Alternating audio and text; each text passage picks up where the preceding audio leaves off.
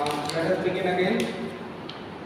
To pass easily in mathematics, in that we have seen, I have shown in the previous day that how you can score at least passing mark easily. Here also we are going to discuss the same. In maths, it is easy to pass. In that we have seen two theorems in the previous day. Okay. Now here also we are going to learn about two important theorem of the chapter circle. You know, mainly there are four theorems in chapter 6. One is fundamental theorem of proportionality, which is also called as Thales theorem. Second is Pythagoras theorem. Third is converse of Pythagoras theorem, and fourth is area related theorem. Other than that, two more theorems are there, which is in chapter number 10. And there is a chance to ask this particular theorem in 3 marks. There is a chance. And there are so small theorems are there. So we will learn those theorems over here in this period. Let us see. Theorem 10.1. The tangent at any point of a circle, is perpendicular to the radius to the point of contact. You know what is tangent? Yes. Right?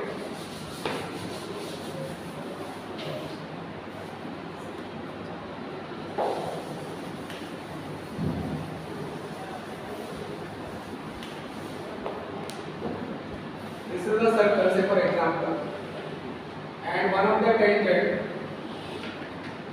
which touches the circle at this specific point. Let me say the name of this point P. Then whatever the radius we draw from this point, or we can say this point P is called as a point of contact. You know, you have already learned this. It is a point of contact. As per this theorem, what does it say? The tangent at any point of the circle. Tangent, say for example, this line L is a tangent to the circle which touches the circle at point P. Tangent at any point to the circle is perpendicular to the radius to the contact point. It is perpendicular to the radius. This is perpendicular to the radius drawn from the, definitely radius is drawn from the center. So कोई भी tangent ले लो, कहीं पे भी tangent हो, यहाँ पे tangent है, point of contact is this, say for example, that this would be perpendicular. यहाँ टेंजेंट है मान लो, ये भी perpendicular हो. This is what the theorem is, and we need to prove it. Let us see. We have given a circle with center O and tangent xy to the circle at point P. Data में ऐसा भी दिया हो सकता है कि which is the statement the tangent at any point of the circle is perpendicular to the radius to the point of contact. Then also you need to prove this theorem. उसकी जगह ऐसा भी हो सकता है कि we are given a circle with center O. We have a circle with center O. Circle with center O and tangent xy.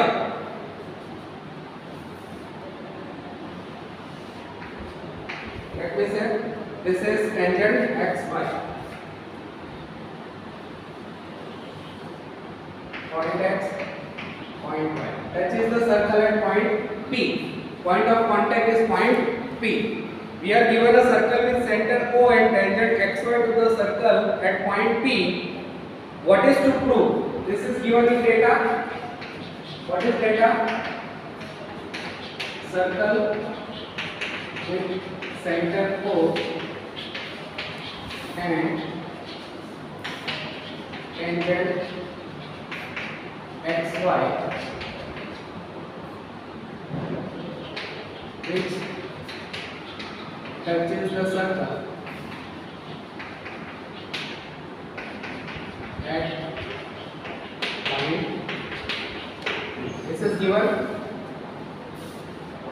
is what is given is called as a data. What is to prove? We need to prove that the OP, I'll say this is the radius. Radius means what? Radius is the line segment which is having two end points. One is the center of the circle and another one is lying on the circle. It is called as a radius. So we need to prove that is OP to prove. What is to prove?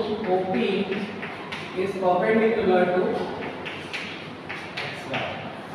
Okay, we need to prove that OP is perpendicular to line XY. ठीक है, ये हमें prove करना है. Let us start. Take point Q on XY other than P. P को छोड़ के कोई एक पॉइंट हम ले रहे हैं Q. Take point Q on XY other than point P and join OQ. P को छोड़ के कोई और दूसरा डिस्टिंक्ट पॉइंट लेता हूँ, say for example Q. ठीक है, which is distinct at P. P के अलावा है ना, ये P है. अगर A पे एक पॉइंट लिया तो वो पॉइंट हो सकता है P. बट हमने क्या किया, P ना हो ऐसा एक पॉइंट हमने Q कहाँ पे लिया है, on line XY. Okay, so we have taken proof. Take point Q on line XY other than point. हमने एक Q ले लिया which is different than that of the P. The point Q must be lie outside the circle. ये outside the circle होगा, क्यों? Tangent के ऊपर है. टेंजेंट की डेफिनेशन क्या बोलती है कि tangent touches the circle eight only one point. अगर ऐसा हो तो वो इनसाइड हो सकता है, but in that case it is not a tangent. The line can not be the tangent. If it is a tangent and it is a point of contact P, जो उसके अलावा हमने एक पॉइंट लिया है Q, मतलब कि it would not be even on the circle. वो सर्कल के ऊपर भी नहीं हो सकता, सर्कल के अंदर भी नहीं हो सकता, तो कहाँ हो सकता है? It would be in the exterior of the circle. वो सर्कल के बाहर की तरफ ही होगा. So we can say that note that Q lies inside the circle, XY will become a second. If Q is inside the circle, then XY will become a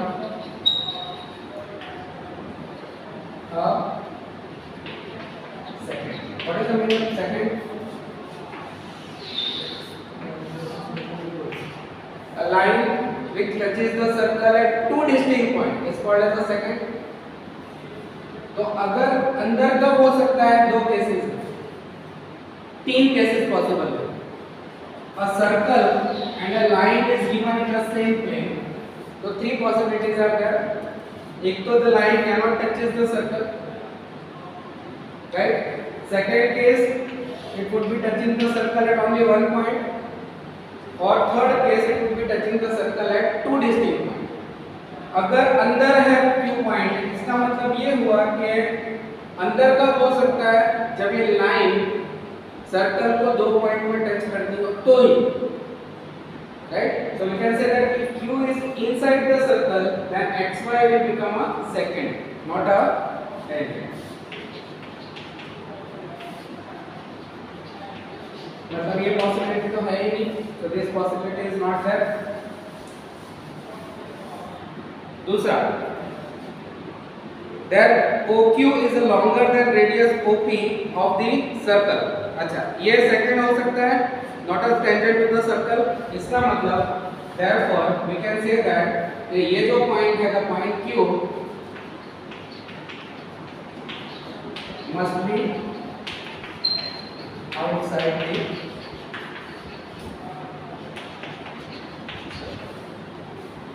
समझना है. वो अंदर नहीं हो सकता, अंदर नहीं होगा तो कहाँ पे होगा, पॉइंट के ऊपर भी नहीं है क्योंकि वो टेंजेंट नहीं है. इसका मतलब वो कहाँ पे होगा, it would be in the exterior of the circle. अगर ऐसा है तो क्या होगा, देयरफॉर OQ, इसको हमने जो ज्वाइन किया, ठीक है, हमने पहले यहाँ लिखना रहेगा ज्वाइन और Q को ज्वाइन करो. तो OQ is longer than the radius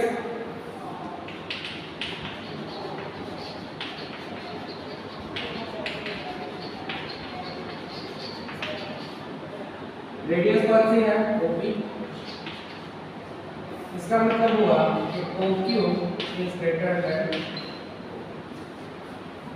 क्यों? अगर मैं यहाँ पे ड्रॉ करता हूँ, say for example this is a tangent, it touches at point P, this is point O। अगर ये पॉइंट है तो ये रेडियस हुआ एग्जैक्टली। अगर मैं उसके बाहर का कोई भी पॉइंट लेता हूँ तो रेडियस से जो डिस्टेंस है उससे ये ज्यादा होगा। ये सर्कल है, यहाँ पॉइंट होगा तो this would be less than radius, this would B exactly radius. और उसके बाहर का है तो this would be definitely more than radius. बाहर गया इसका मतलब रेडियस से बड़ा ही होना चाहिए, राइट? तो हमने क्या बोला कि OQ is longer than radius OP, therefore OQ is greater than OP. Since it happens for every point in line on the line XY except the point P, OP is the shortest of all the distance of point P to the point XY, so OP is perpendicular to XY. Shortest distance for every point on line XY except point P, P को छोड़ के बाकी कोई भी point पूरी line के ऊपर ले लो तो it would be always greater than OP। इसका मतलब OP का सबसे शॉर्टेस्ट डिस्टेंस, मतलब कि सबसे शॉर्टेस्ट डिस्टेंस कौन सा होगा OP। And you know that ये शॉर्टेस्ट डिस्टेंस, मान लो कि एक लाइन है और ये एक पॉइंट है, यहाँ से मैं परपेंडिकुलर ड्रॉ करता हूँ, ये ड्रॉ किया, ये अगर ड्रॉ करूँ तो it would be more than the perpendicular. ये तो और ज्यादा लंबा होगा, ये और ज्यादा लंबा होगा, ये और ज्यादा लंबा होगा। इट मींस शॉर्टेस्ट डिस्टेंस कौन सा होगा, तो जो परपेंडिकुलर डिस्टेंस होगा वही शॉर्टेस्ट डिस्टेंस। इसका मतलब कि this would be the shortest distance of the line. और अगर शॉर्टेस्ट डिस्टेंस है तो वो कैसा होगा, perpendicular. So we write it here, since it happens, since यहाँ लिखता हूँ, since it happens that every point on line XY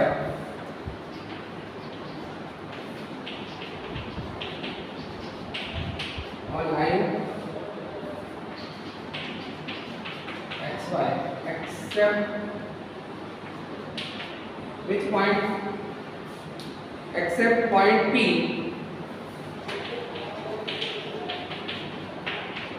OP is the shortest distance. OP is the shortest distance between them.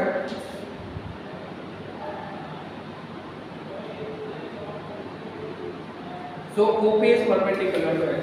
Therefore, OP is perpendicular. फिर से एक बार समझा देता हूँ, हमें यहाँ प्रूव क्या करना है, the tangent at any point of the circle is perpendicular to the radius through point of contact. जब हम टेंजेंट ड्रॉ करते हैं तो टेंजेंट का जो कांटेक्ट पॉइंट है वहाँ पे हमने जो रेडियस ड्रॉ की है वो हमेशा इस टेंजेंट को परपेंडिकुलर, मतलब कि 90 डिग्री में ही टच करती होनी चाहिए। This is what the theorem is.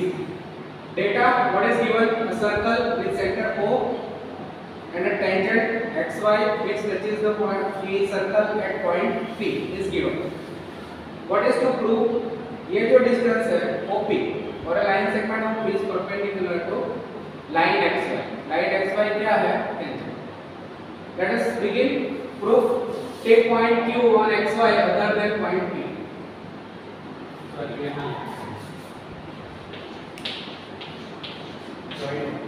Take point Q on XY. चलो हमने P के अलावा कोई एक पॉइंट लिया, कौन सी लाइन के ऊपर, XY के ऊपर, which is different than point P. P के अलावा कोई एक पॉइंट हमने Q ले लिया, फिर क्या किया, हमने OQ को ज्वाइन कर दिया, join OQ। If Q is inside the circle, अभी तीन पॉसिबिलिटी है, अगर ये inside है पॉइंट, इनसाइड है तो इसका मतलब कि वो क्या हुआ कि XY जो है वो टेंजेंट ना होके क्या हो जाएगा, सेकंड हो जाएगा। Second is only touching the circle eight 2 point. अगर 2 पॉइंट में टच करता है तभी वो अंदर पॉइंट आएगा, अंदर नहीं होगा तो या तो सर्कल को एक पॉइंट में टच करता होगा या तो सर्कल को टच ही नहीं करता होगा। इसका मतलब पहली पॉसिबिलिटी रॉन्ग है कि it is not in the inside the circle. दूसरी पॉसिबिलिटी P तो है नहीं, इसका मतलब सर्कल के ऊपर भी नहीं है, तो कहाँ हो सकता है? It would be in the outside the circle. तो हमने वही लिखा xy will become a secant not a tangent, point Q must be outside the circle, therefore right OQ is longer than the radius OP। तो अगर वो बाहर का point है तो जैसा मैंने बताया कि ये सर्कल है, अंदर का पॉइंट हो तो ये डिस्टेंस छोटा होगा, रेडियस हो तो ये डिस्टेंस इससे बड़ा होगा, और अगर बाहर का पॉइंट है तो डेफिनेटली वो रेडियस से बड़ा होगा। That means OQ is the longer distance than the radius OP, therefore OQ is greater than OP। अगर ऐसा है, since it happens every point on the line xy except point P, OP is the shortest distance। shortest distance किसका होता है? हमेशा perpendicular का होता है। Hence OQ, this one OP is perpendicular to x। Write down this theorem।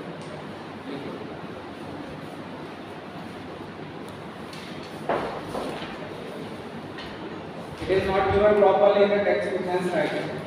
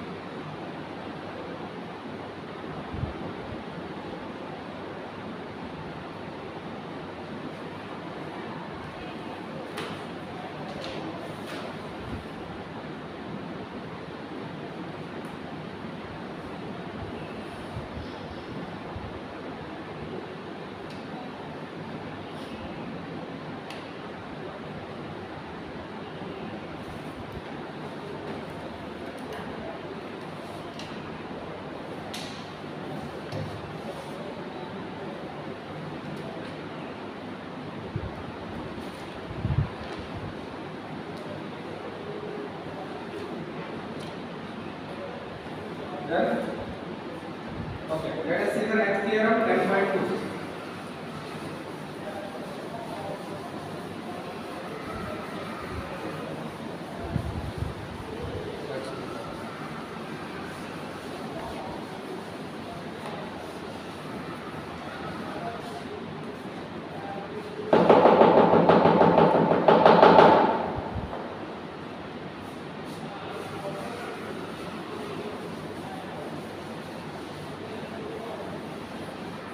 Let's go ahead.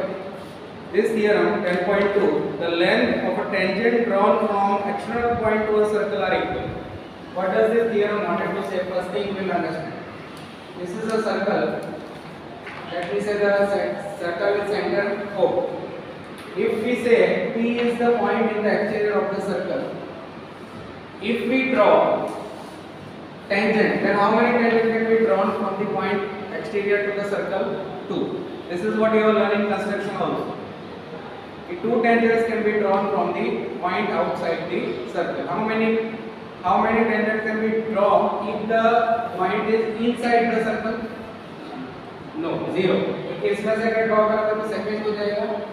How many tangents can be drawn from the point 9 on a circle? 1.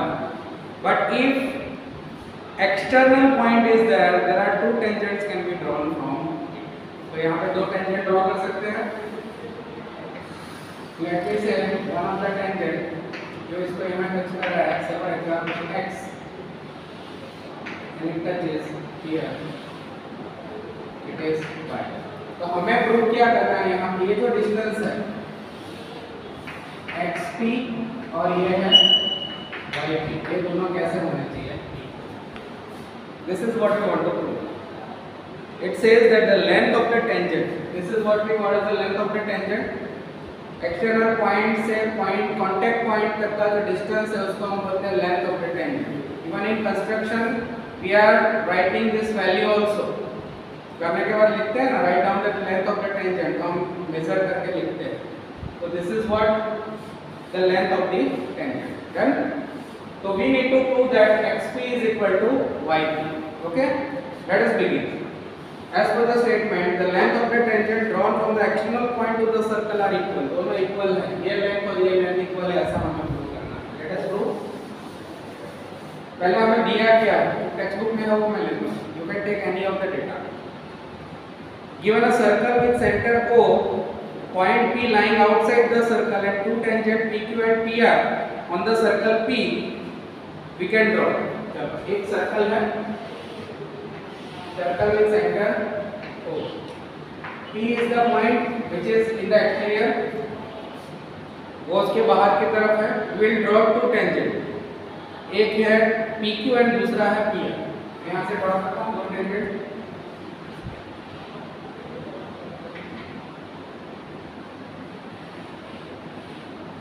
This is the point of contact. This is the point of contact. यहाँ पे करके draw करता हूँ. This is OPQ and this is taken to be R. Okay? So what is given? वो हम लिख देते हैं ऐसे data. Write it here. Data. Point P is in the external part of the circle with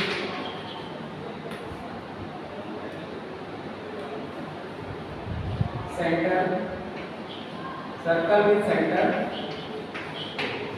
P is the point which is in the exterior part of the circle. Which circle is that? Circle with the center O. 2 tangents drawn from point P are, which are those? PQ and P. ये तो tangent है, ठीक है? And what we need to prove, both these are equal. So I can say to prove, what is to prove? PQ is is equal to here. This is to prove. चलो हम लोग proof start करते हैं. Proof पहले तो अगर हम देखें तो एक्सटर्नल पॉइंट में से हमने जो ड्रॉ किया उसको हम पहले कनेक्ट करते हैं. We need to prove this. इसके लिए पहले हम लोग इसको ज्वाइन कर देते हैं. तो ये क्या होगा? रेडियस. ये क्या होगा? रेडियस. ठीक है. ज्वाइन ये तो यहाँ लिख देता हूँ O Q and what is that? OR, which are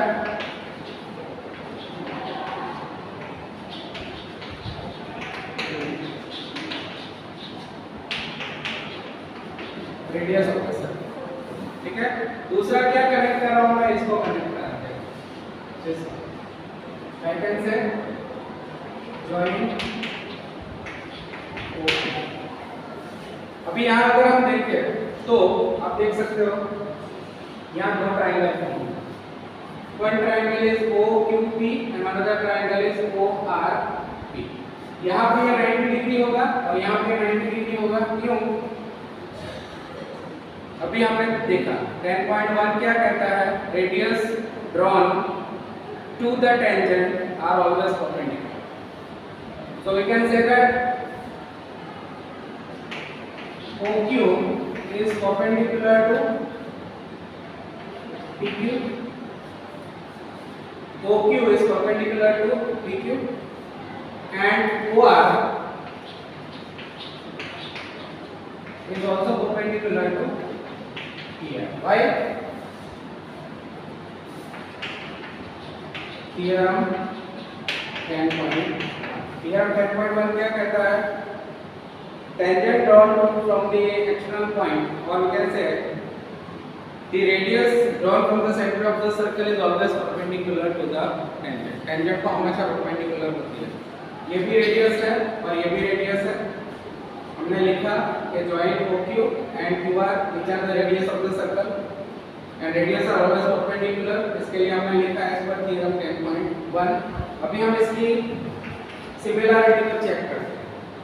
So number one, that this one and this one are the radius. Radius are always of the same measure, right? So I can say that OQ is equal to OR. Why? Radius of the circle. Radius हमेशा equal major की होगी ना. कोई भी circle हो तो radius का मतलब क्या है?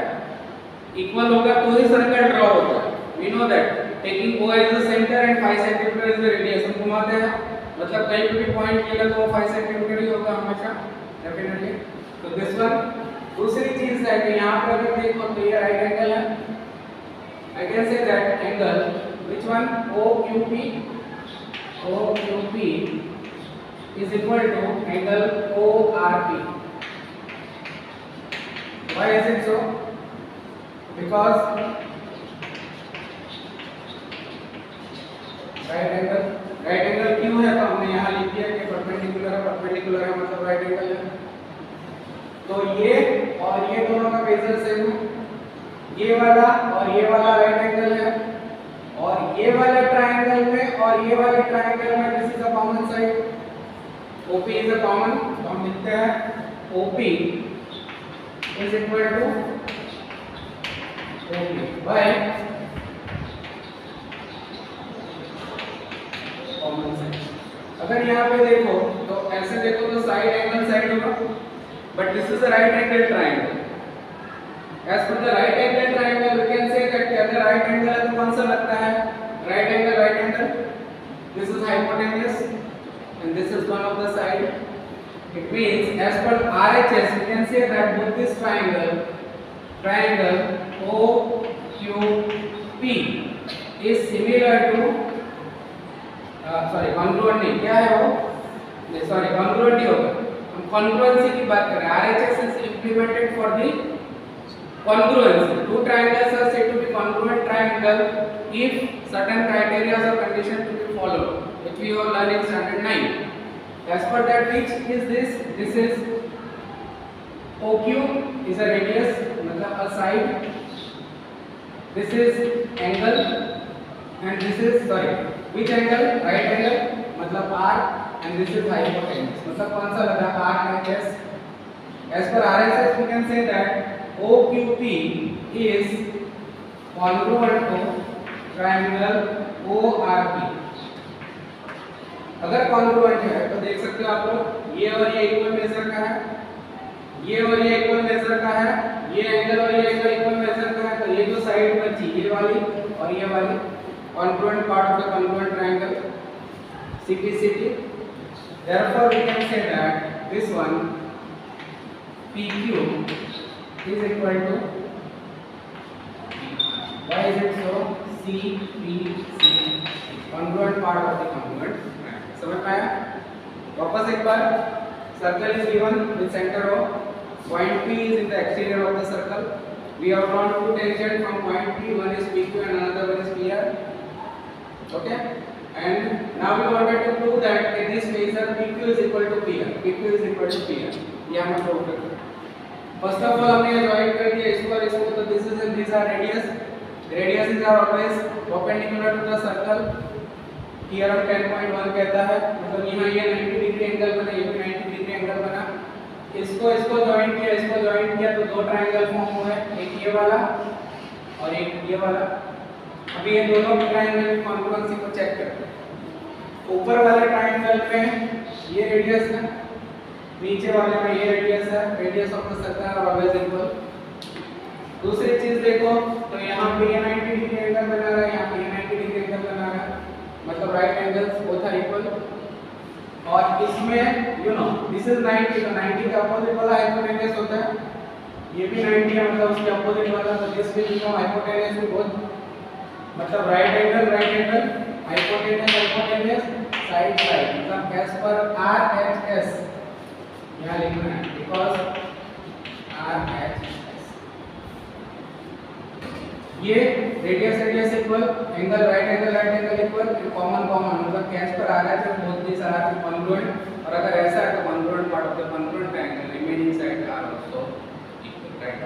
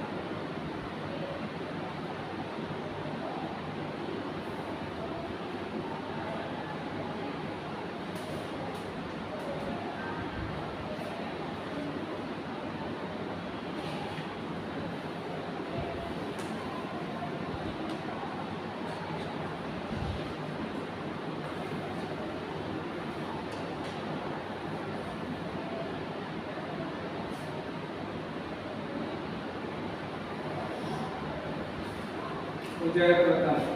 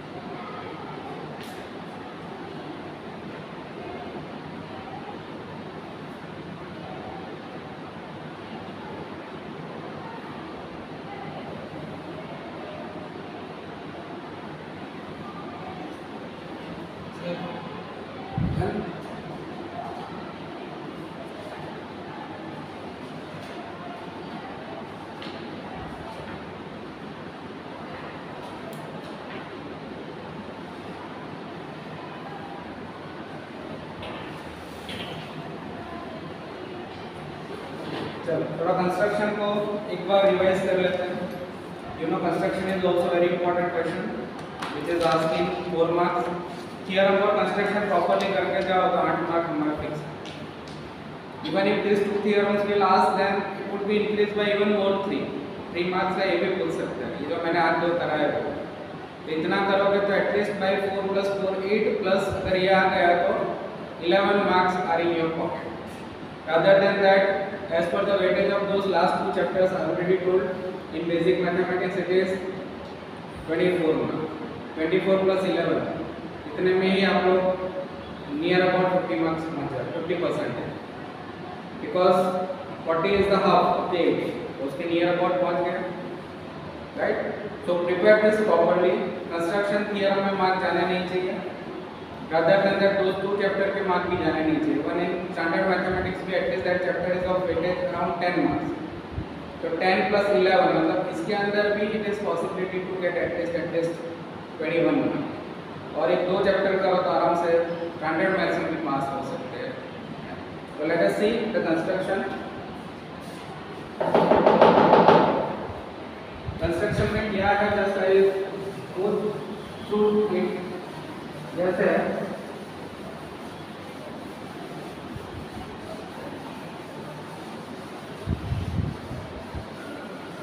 constructions are mainly of 3 types.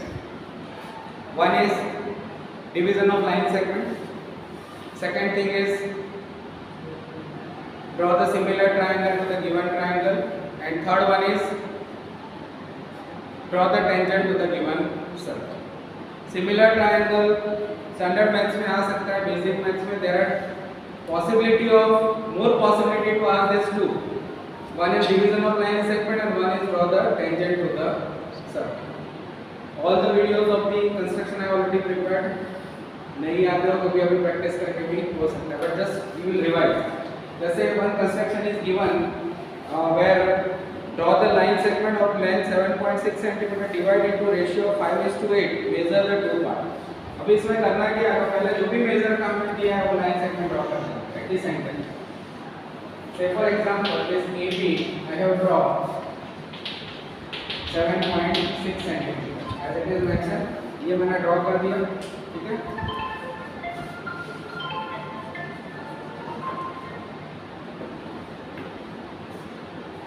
AB is equal to 7.6 cm. Divide into the ratio of 5:8. 5:8 के रेशियो में हम उसको डिवाइड करना है. उसके लिए क्या करना है, तो सिंपल. फर्स्ट ऑफ ऑल ये लाइन सेगमेंट के साथ एक्यूट एंगल बने ऐसा एक हमें रेट ड्रॉ करना है, ठीक है. एक्यूट एंगल समझ में आता है हमें. एक्यूट मतलब ऐसा कुछ होगा, नॉट नेसेसरी थोड़ा ऊपर हो सकता है, थोड़ा नीचे हो सकता है, doesn't make any difference, but it should be acute angle. ऐसे होगा तो 90 हो जाएगा, ऐसे होगा तो 80 होगा. It makes the acute angle. ये हमारा एक्यूट एंगल हो गया, ठीक है. I will put in the point, let me say point X. Now another step. First step is what? Step of construction also, whatever you have done it, that only you will need to write. First step what you did? Draw the line segment AB is equal to 7.6 cm. और drawn लिख सकते हो कि drawing किया, या तो हम लिखेंगे कि first step draw line segment AB is equal to 7.6 cm. Draw ray AX which makes the acute angle with this line segment AB. Then second point. अभी थर्ड क्या है? Draw the parallel line to this AX. इसको parallel कैसे draw करें? Question is that. तो parallel draw करने के लिए very simple. Take your compass, keep the point over here. तो एक random measure का arc ड्रॉ कर दो ऐसे. आपका compass हो तो उससे सेम मेजर रखना है. Keep the point on B.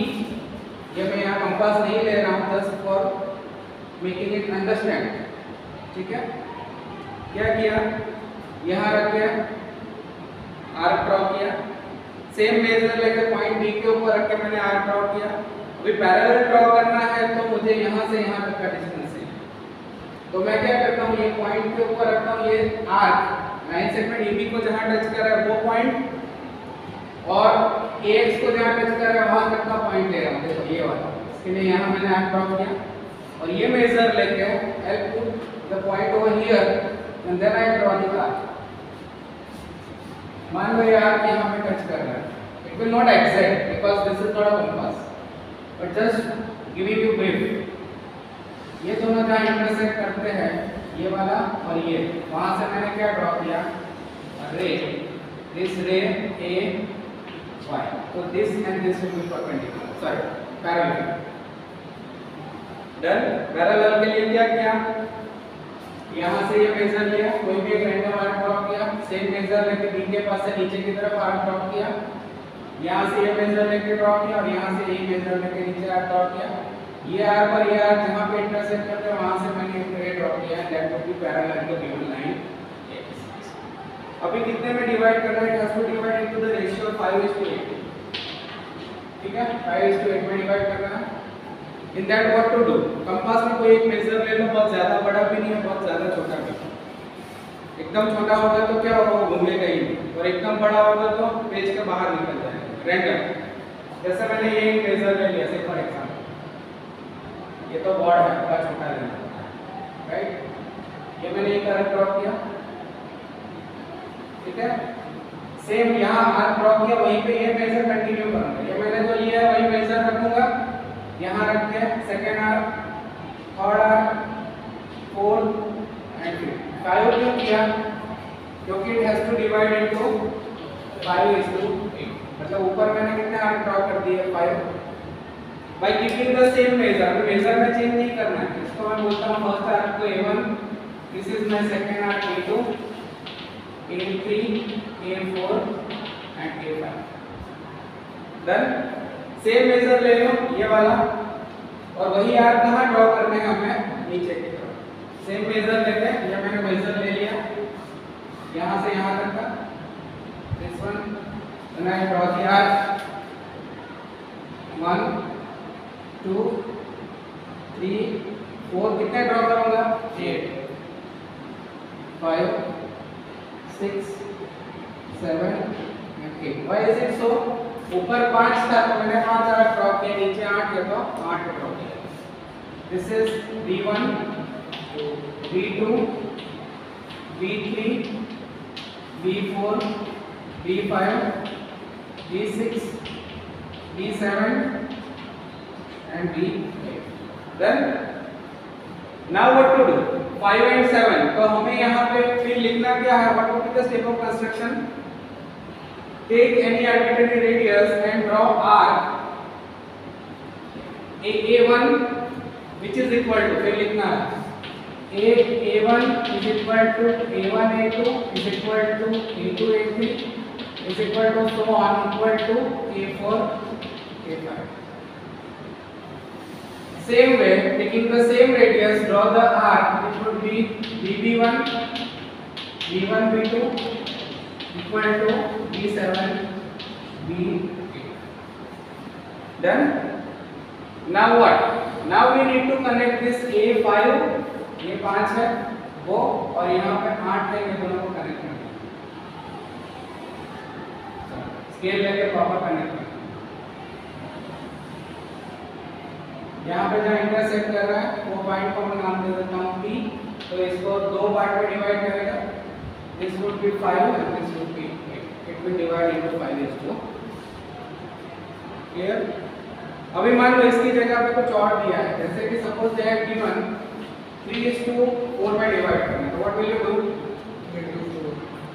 पहले सेम होगा, ये लाइन सेगमेंट ड्रॉ करेंगे, ऊपर ये ड्रॉ करेंगे, हमने ये ड्रॉ किया, नीचे से पैरेलल रोडर ड्रॉ करने की प्रोसेस की, ऊपर कितना लिया हमने A1 A2 एंड A3, और फिर नीचे कितना है 4, तो 1 2 3 4 ही लेंगे, और कनेक्ट क्या करेंगे हम A3 और A4। इसके अलावा मान लो 7:5, तो सेम ऊपर 7 नीचे 5। Understood, simple process is same, measure जो भी दिया हो, यहाँ पे 7.6 फुल है, उसकी जगह 8 सेंटीमीटर 10 सेंटीमीटर 10.2 जो दिया हो पहले ड्रॉ कर लो, सेम प्रोसेस से नीड टू आगे बढ़ो।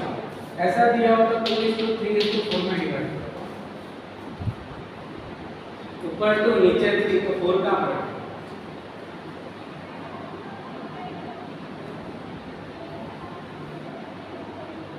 नाउ टेल मी, ऐसा भी है ना, it has to divide into 2:3:4, तो व्हाट?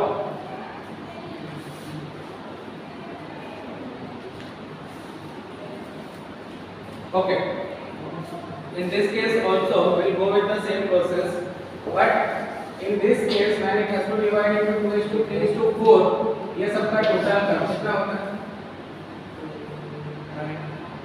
9. Total is 9. तो we'll draw 9 arcs on both the side. यहाँ ऑलरेडी कितने हुए हैं? 5 तक हमने किया है, 6, 7, 8 and 9. ये हुआ A6, A7, A8, A9, x पूरा ऊपर है, ये हो गया A9. यहाँ ऑलरेडी 8 तक है, मतलब और एक बार ड्रॉ कर देता हूँ, दोनों में लाइन ले लेना, B9 हो गया, ऊपर भी A9 और नीचे भी B9. Now what to do? Now 9 वाला जो है पहले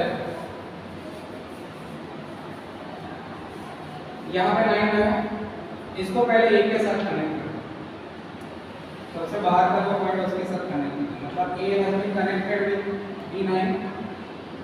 सिमिलर वे A9 को मैं कनेक्ट कर देता हूँ B के साथ,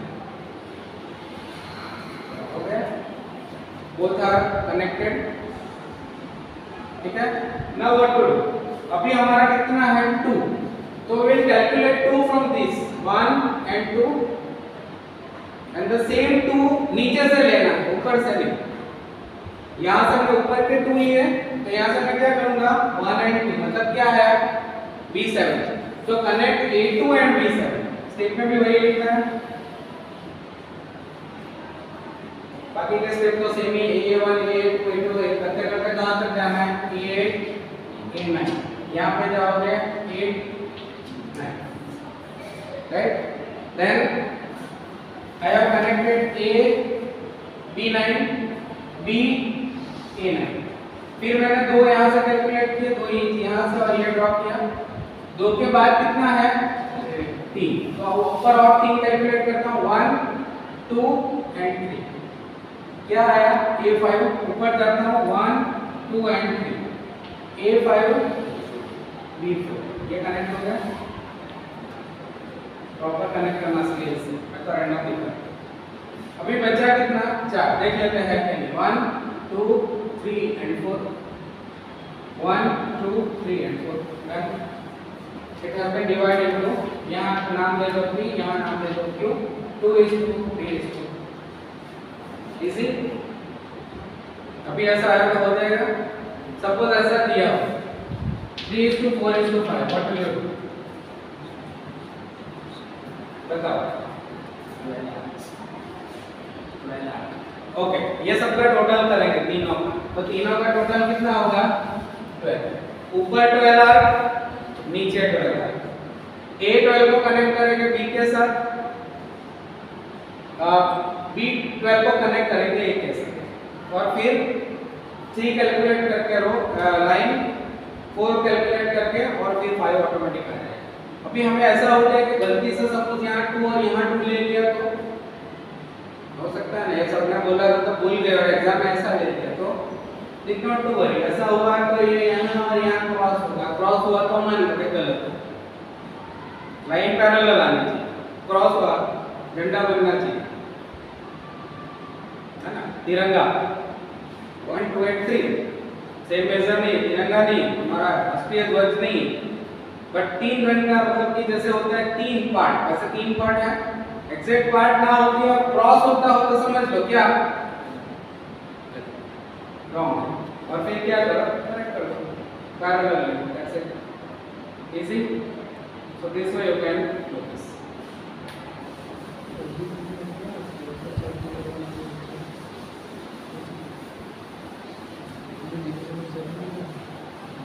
इसके अलावा एक सिंपल थी, एक एक्सटर्नल पॉइंट दिया है, एक सर्कल दे दिया है.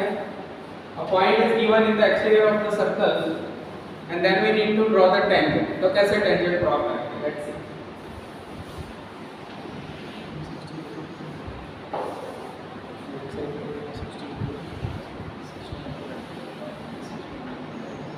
सर्कल में सेंटर हो, point P is in the exterior of the circle, मान लो राइट। ओके, पॉइंट P से हमें क्या ड्रॉ करना है, टेंजेंट।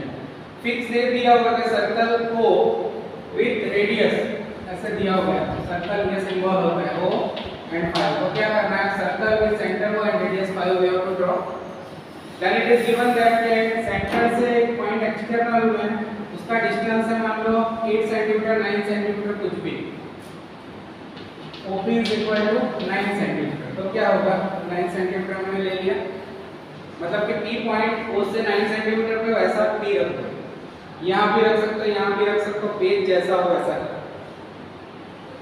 फिर ऐसा ना हो पेज ऐसा छोटा है उधर जा रहा है तो फिर आई नहीं, ऐसे कर दो पेज वैसे इस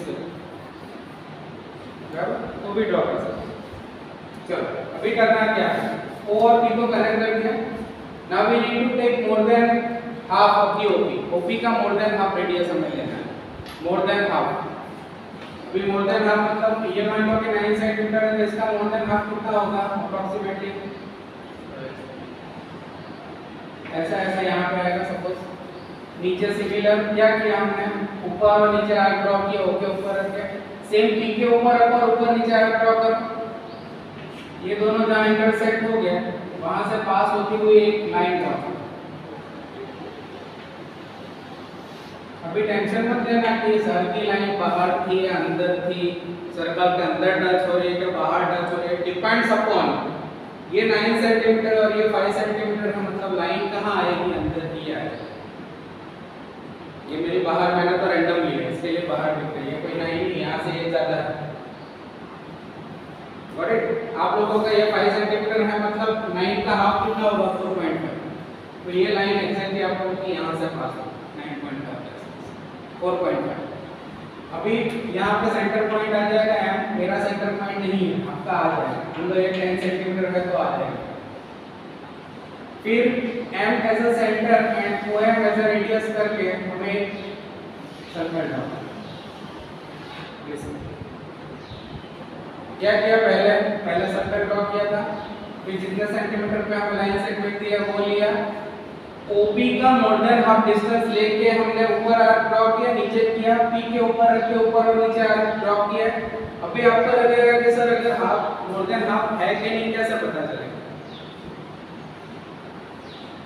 अगर मोर देन हाफ नहीं होगा तो बोथ विल नॉट इंटरसेक्ट। मान लो कि इसका मोर देन हाफ नहीं है तो ये यहाँ और ये ऐसा आएगा, इसका मतलब मोर देन हाफ नहीं है, तो अब कर दो मोर देन हाफ ले लो ये और ये हो गया, got it. So that way ये हमने ड्रॉ कर दिया जहाँ इंटरसेक्ट करेंगे टू द सेंटर पॉइंट, यहाँ से ये डिस्टेंस और ये डिस्टेंस सेम हो, यहाँ नहीं है बॉल के ऊपर बट वहाँ होगा, और सेंटर M को लेके हम एक सर्कल ड्रॉ करेंगे इस तरीके का।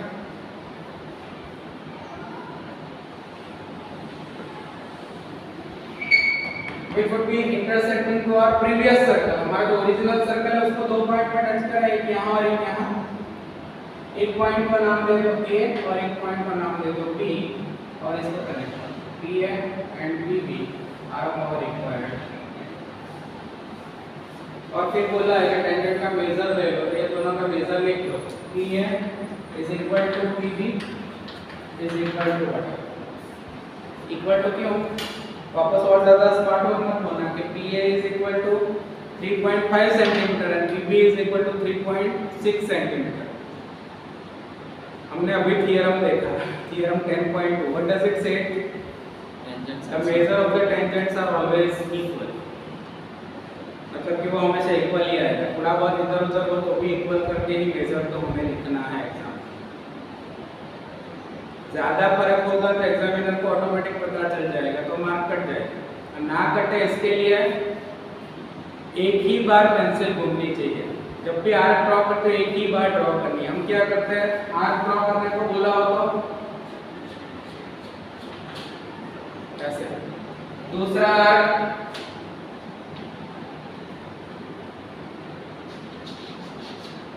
अभी आर्क नहीं आर्क हो गया। How many intersecting points are there? 1 2 3 4 5 कितने हैं, कितने ले सकते, तो वही होगा। कंपास एग्जाम में प्रॉपर चाहिए। ऐसे भी नहीं कि एग्जाम में जाके बाहुबली की तरह खोलते रहेंगे, खुलेगा ही नहीं। और इतना फ्लेक्सिबल भी नहीं कि डिस्को कर पाओ कि आधा सर्कल ड्रॉ करो 3 सेंटीमीटर का, आधा सर्कल 3.5 ऐसे डांस करता हो प्रॉपर। पेंसिल फिट करके लेके जाओ, वहाँ पर फिट करने का टाइम नहीं, एंड देन ड्रॉ। और एक ही बार घुमाओ, एक बार घुमा के फिर देख लेना, नहीं तो घुमाओगे सर्कल दिख नहीं रहा है। पर सर ने बोला था एक ही बार घुमाना है, अभी नहीं घुमाना, एक ही बार प्रॉपर घुमाओ कि एटलीस्ट दिखे। Okay, and then draw. So this way you can do the construction also very well.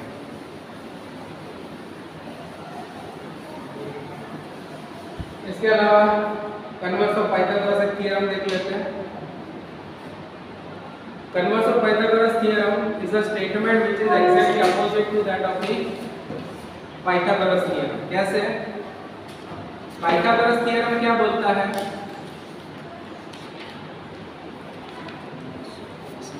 Right angle triangle दिया हो तो उसमें square of the hypotenuse is equal to sum of the square of other two side. This is what the statement of Pythagoras theorem. मतलब Pythagoras theorem और converse को identify कैसे करें? तो अगर हमें राइट एंगल दे दिया है और प्रूव करने को बोले तो इट इज पाइथागोरस, और अगर हमें एक साइड का स्क्वायर बाकी के दो साइड के स्क्वायर के जितना दिया, और अगर हमें प्रूव करने को बोले कि triangle is a right angle prove करो, तो it is converse of the Pythagoras theorem. Yesterday we already seen the Pythagoras theorem. Here we will see the converse of Pythagoras theorem. What is the statement? In a triangle, square of a side or a one side is equal to the sum of the square of other two sides, and the angle opposite to the first side is a right angle. Angle opposite to the first side is a right angle. It means we need to prove that simply that triangle formed by this way is a right angle triangle. हमने statement देखा था, आगे पढ़ते थे geometry में। If and then के बीच में statement होता है। If P then Q, तो ये हमारा स्टेटमेंट हुआ। कन्वर्स स्टेटमेंट क्या होगा? ये दोनों की अदला बदली करो तो जो स्टेटमेंट बनता है वो कन्वर्स स्टेटमेंट। मतलब कि if Q then P, तो ये कन्वर्स हो गया। पाइथागोरस में बोलते हैं कि triangle is given which is right angle, और प्रूव करना है कि इसका square is equal to sum of the square of two side. और यहाँ क्या दिया है कि दो साइड का स्क्वायर तीसरे साइड जितना है, तो then prove that the triangle is a right angle. ठीक है, चलो प्रूव करते हैं। Let us begin with the proof. Here we are given a triangle ABC in which AC square is equal to AB square plus BC square। हमें दिया है triangle ABC, हमें पता नहीं कि कैसे शेप का है, बट हम यहाँ पे इसलिए ड्रॉ कर रहे हैं क्योंकि जो दिया है अल्टीमेटली क्या प्रूव करना है कि वो राइट एंगल है। हमें ट्रायंगल दिया है A, B and C। Triangle ABC is given in which, what is that? In which AC square, इसका स्क्वायर बाकी की दो बाजू के स्क्वायर के जितना है, AB square plus BC square, इसके जितना है। तो हमें प्रूव क्या करना है? To prove the triangle is a right angle triangle. और वी कैन से दैट कि जहां पे जो बोला वैसे कि angle opposite to the first side इसका स्क्वायर बाकी के दो बाजू के स्क्वायर जितना होता है, उसके अपोजिट वाला एंगल 90 डिग्री हो, वो हमें प्रूव करना। Late us begin with the proof. Now form PQR, हमें PQR दूसरा एक ट्रायंगल ऐसे बनाना है। ये ऑलरेडी दिया है, इसके मेजर के बारे में हमें कुछ पता नहीं, पर हम एक नया ट्रायंगल बनाने जा रहे हैं जिसका नाम है PQR। और वो ट्रायंगल कैसा है? Now form triangle PQR in which, हमें दूसरा ट्रायंगल बनाना Q and R. In which okay, कैसा ट्रायंगल बना रहा हूँ? To start we construct PQR triangle which is right angle at Q. मैं एक ट्रायंगल ऐसा बना रहा हूँ, मान लो कि मैं एक राइट एंगल पहले बना देता हूँ। यहाँ ऐसे मान लो ये मैंने एक रे ड्रॉ किया और ये दूसरा रे ड्रॉ किया, ओके, और यहाँ पे 90 डिग्री पहले मैंने बना दिया। फिर क्या करूँगा, इसके बाद में मैं A से B तक का मेजर लेगा। ये तो ट्रायंगल मुझे दिया हुआ है ऑलरेडी। A से B तक का मेजर लेके कंस्ट्रक्शन की तरह मैं आर्क ड्रॉ कर दूंगा।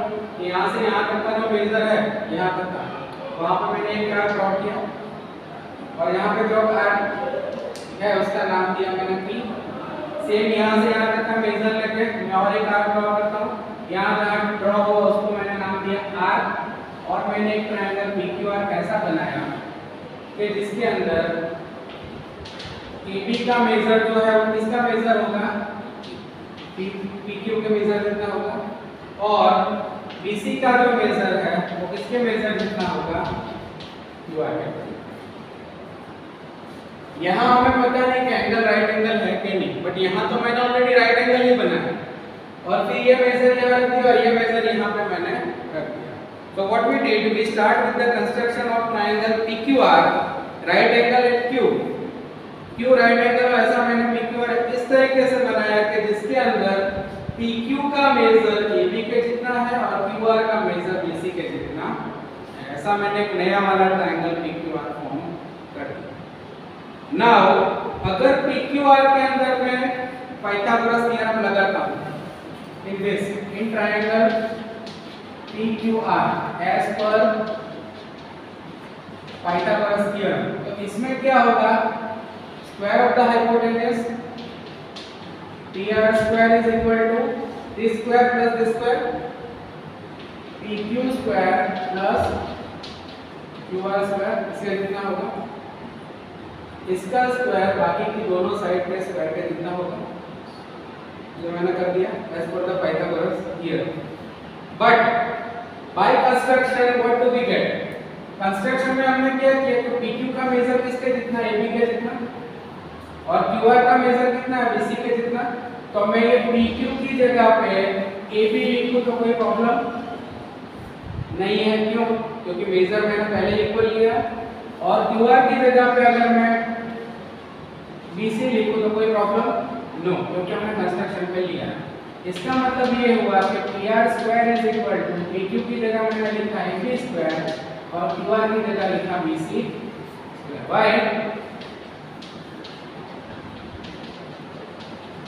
बाय कंस्ट्रक्शन,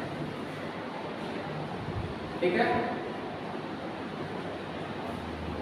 या तो फिर यहाँ लिख दो 1 and 2, from 1 and 2 I have written that इसकी जगह और इसकी जगह डन।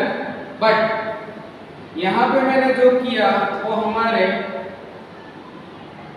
जो स्टेटमेंट है कौन सा वाला, हमें जो डेटा में दिया है ये वाला, उससे मैच नहीं कर रहा। क्यों मैच नहीं कर रहा है, क्योंकि इसमें क्या दिया है, हमने प्रूव किया कि PR square is equal to AB square plus BC square, but हमारा ये स्टेटमेंट बोलता है कि AC square is equal to AB square plus BC square. ये 1 है और ये 2 है, तो दोनों में राइट हैंड साइड इक्वल है, राइट। इसका मतलब लेफ्ट हैंड साइड भी इक्वल हो जाएगी। From equation 1 and 2 right hand equal, मतलब ये और ये दोनों भी equal, PR square is equal to AC square. अगर स्क्वायर इक्वल है तो PR is equal to AC, ठीक है, PR is equal to AC। ये आ गया, इसको मैं बोलूंगा इक्वेशन नंबर। अभी मैं दोनों को चेक करता हूँ, दोनों ट्रायंगल के कॉन्ग्रुएंस को चेक करता हूँ कि दोनों कॉन्ग्रुएंट ट्रायंगल है या नहीं। Let us check. एक ट्रायंगल है ABC और दूसरा ट्रायंगल है PQR। इसमें अगर देखो तो मैंने AB का मेजर किसके जितना लिया है, PR के PQ के जितना, मतलब AB is equal to PQ। कैसे, बाय कंस्ट्रक्शन, मैंने खुद ही कंस्ट्रक्ट किया है, हमने खुद कंस्ट्रक्ट किया है। BQ का मेजर, BC का मेजर किसके जितना है? QR के जितना। क्यों? क्योंकि वो भी हमने खुद ने ही कंस्ट्रक्ट किया है बाय कंस्ट्रक्शन। और ultimately from equation 3 what do we get? PR is equal to AC।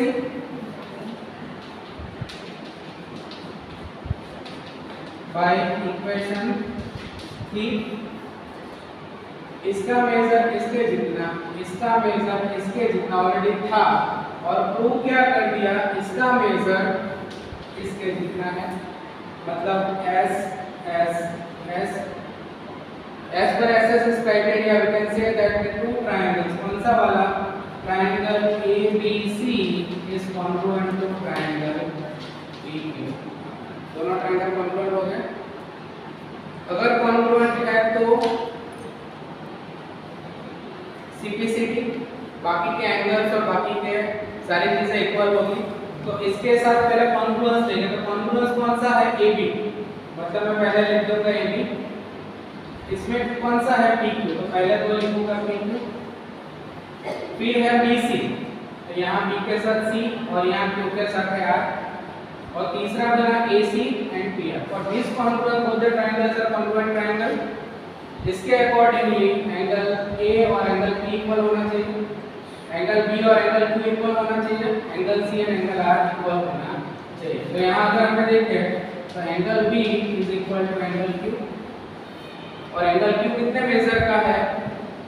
हमने खुद ने बनाया है। यहाँ पे कितना मेजर का लिया था? 90। Angle Q is equal to 90, therefore angle B is also equal to 90। अगर ये 90 हुआ तो it is a right angle. True? Clear? What do we do in this? Again repeat, very simple. Triangle ABC is given. What measure we don't know. What is given in that? AC square is equal to AB square plus BC square. This is what given. And we need to prove that the angle B is a right angle. Now we have constructed triangle PQR in such a way that the angle Q is equal to 90 और इसके जितना major लेके मैंने R draw किया, मतलब PQ is equal to AB and BC is equal to QR। वैसा मैंने triangle PQR form किया। Okay, this triangle I have form. अगर ये ट्रायंगल राइट एंगल है, क्यों राइट एंगल है? क्योंकि मैंने ही फॉर्म किया था राइट एंगल। अगर राइट एंगल है तो एज पर द पाइथागोरस थ्योरम इसका स्क्वायर बाकी की दो बाजू के स्क्वायर के जितना होगा, मतलब PR square is equal to PQ square plus QR square. But मैंने यहाँ पे क्या फॉर्म किया था? AB का मेजर PQ जितना है, ये इक्वल है, और ये इक्वल है। इसके मतलब PQ की जगह AB लिख सकता हूँ, QR की जगह BC लिख सकता हूँ मैं। वही लिख दिया, PR square is equal to AB square plus BC square. Equation number actually यहाँ आएगा 3, क्योंकि मैंने ये 1 2 कर दिया। ये आएगा 4, ये आएगा 3 और 4 के ऊपर से ये आएगा 5, और यहाँ पे आएगा फ्रॉम 5 डिपेंड। अगर ये 1 2 नहीं है तो यहाँ से ले सकते हैं। अभी हमने ये प्रूव कर दिया कि PR square is equal to AB square plus BC square, but हमारा डेटा कुछ अलग बताता है। डेटा क्या बताता है? AB square plus BC square तो AC स्क्वायर के जितना है, और हमने प्रूव करते करते क्या कर दिया? वो PR स्क्वायर जितना है। तो ये दोनों इक्वेशन को अगर हम कंपेयर करें तो राइट हैंड इज इक्वल, मतलब left hand is also equal. PR square equal to AC square, दोनों के स्क्वायर इक्वल है तो दोनों इक्वल है। अभी हम दोनों की कॉन्ग्रुएंस को चेक करते हैं। इसका मेजर इसके जितना है, इसका मेजर इसके जितना है। क्यों? क्योंकि हमने दोनों कंस्ट्रक्शन में लिया था। और ये जो है इसका मेजर वो किसके जितना है? इसके मेजर है। कहां से? इक्वेशन के ऊपर से। ठीक है, तो क्या हो गया? ये साइड ये साइड ये साइड ये साइड और ये साइड ये side, as per SSS we can say that SSS theorem के accordingly both these are congruent। अगर congruent है तो CPCT congruent part of the congruent triangle, B equal to Q, Q 90 है, मतलब BP कितना होना चाहिए? Done? Simple, I hope this theorem is also clear. So at least prepare for the theorem construction properly, last 2 chapters properly. Rather than that, arithmetic progression is quite easy. अगर हम chapters देखें तो कुछ chapter इसके बहुत ही easy है जिसमें आप लोग कम वर्क करके अच्छे मार्क्स ला सकते हो। Which are those chapter? Chapter number 5 arithmetic progression, जिसमें ज़्यादा मार्क्स ला सकते हो। ट्राइंगल में से थियरम आने ही वाला है। Coordinate geometry is also easy, उसमें भी सिर्फ फार्मूलाज है, वो चैप्टर इजी है। इंट्रोडक्शन टू ज्योमेट्री में मैंने बताया कि उसके अंदर पहले वो टेबल वाला एक सम करना कर दो, उसमें 2 मार्क का सम आ सकता है। टेबल मैंने कल करवाया, how to write the table, तो उसकी वैल्यू डाल के सीधा आंसर फाइंड करना है। It is also easy. Applications आते हैं तो बहुत अच्छा है, नहीं आता है तो एटलीस्ट उसके जो इजी टाइप के सम है वो करके रखो। सर्कल चैप्टर के अंदर ये 2 इंपॉर्टेंट थियरम्स मैंने कराए। कंस्ट्रक्शन पूरा ही करना है। Statistic and probability are quite easy है चैप्टर। इसके अलावा आपको जो भी चैप्टर्स ऐसे लगते हो कि मुझे इजी लगते हैं वो चैप्टर्स आप अच्छे से कर लो, सबका वेटेज आपके पास है, तो there is no chance to getting fail in board examination by even doing a little efforts.